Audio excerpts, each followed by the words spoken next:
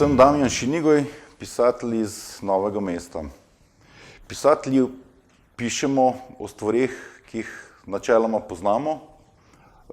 In tako je bil moj prvi roman,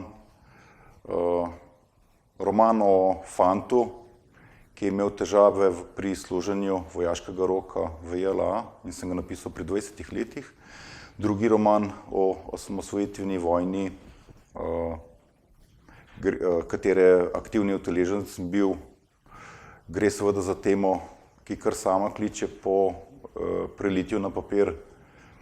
Potem sem postal oče in dnevniški zapisi o tem so bili seveda logična posledica. Kjer veter spi, pa je moj drugi roman za mladino. Kot aktiven jamar že prek 13-14 let in jamarski reševalec sem si želel napisati knjigo o jamarstvu in jamarskem raziskovanju. Slovenija je tipična kraška dežela, kot švicarski sir preluknjena z jamami.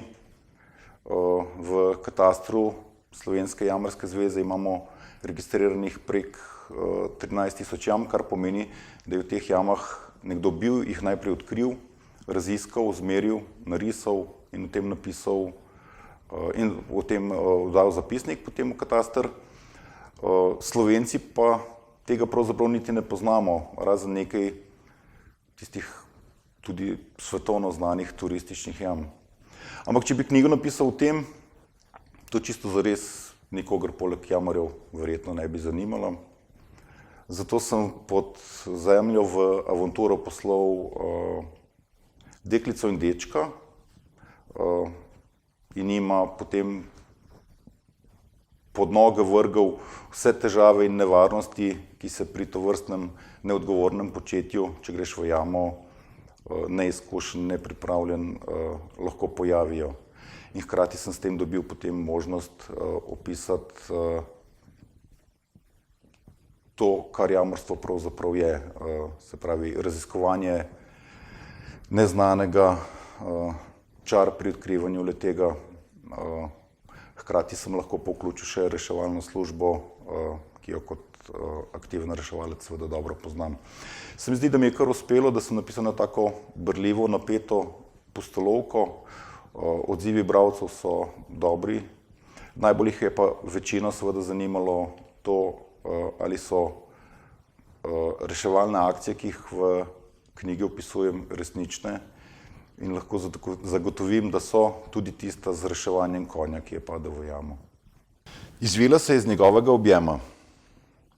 Lulat moram, je pojasnila. Kam naj grem? Kam naj greš, se je zmedel. Ja, lulat, no. Zamahnil je z roko. Kamor hočeš? Irena je zardela. Ja, tole bo malo problem. Imam sramležljiv mehur. Kaj to pomeni, se je začudil. Da ne moreš lulat po kamnih? Ne, ampak če kdo poleg ne morem. Saj jasno. Saj ne bom gledal, pa še luči bo ugasnila, jo je pomeril. Ne, ni vse jasno, očitno. Sramežljiv mehur pomeni, da tudi slišati ne smeš, ker potem ne morem, je pojasnila. A grem lahko kam stran? Ali pa greš ti kam stran? Kako daleč pa? Kaj pa vem, je zmignila z rameni. 100 metrov? 100 metrov, je skoraj zavpil Blaž in skočil na noge. Ni šans, tako daleč ne bom rinil, še manj pa bom dovolil tebi. Zdaj sta oba stala in se za trenutek gledala kot pes in mačka. Okej, je mirno rekla Irena. A znaš peti? A da bi pel medtem, ko ti lulaš? Ja, je bila kratka. Blaž je malo pomolčal. Reciva takole.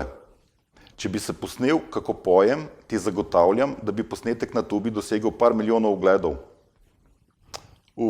Potem pa to ne bo šlo, je zavzdihnila. Sicer potrebujem hrup, a če bi se vmes rolala od smeha, lahko kar pozabim na lulanje. Kaj pa, če spustiš kakšen divji komad na telefonu? Raje ne bi, morava šparati baterijo. Irena se je rahlo razjezila. Poglej, en komad spusti na ves glas in obljubim, da bom zelo hitro lulala, da ne bo šlo preveč energije. A lahko tako? Jaz lulat moram. Ali to, ali pa grem 100 metrov stran. Blaž je zavzdihnil in iz žepa vzel telefon. A imaš kakšno posebno glasbeno željo? Človek, samo vzcala bi se rada, je skoraj vzrojila Irena. Spusti eno divjo in glasno, prosim, bo šlo? Ja, je zamrmral in v mapi na telefonu poiskal pesem, ki je ustrezala njenim zahtevam. Irena se je odpravila par metrov prot za veliko skalo, Blaž pa je obrnil hrbet, v roki držal telefon in se nehote pozibaval v ritmu pesmi. Kljub glasbi je slišal, kako se slači. Daj bolj na glas, je zavpila izza skale. Ne gre, je zavpil nazaj. Nekaj časa se je slišala le pesem. Ne bo šlo, prepotiho je zastokala. Blaž je telefon odložil na skalo, pobral malo večji kamen stav in začel z njim v ritmu pesmi udarjati po drugi skali. Bo to v redu, je zavpil, da bi preglasil hrup, ki ga je povzročal. Nič ni odgovorila, a je med posameznimi udarci s kamnom lahko slišal, kako nekje za kamnom šumi voda. Ok, maestro, lahko prekineš koncert, je rekla, ko se je pojavila za njegovim hrbtom.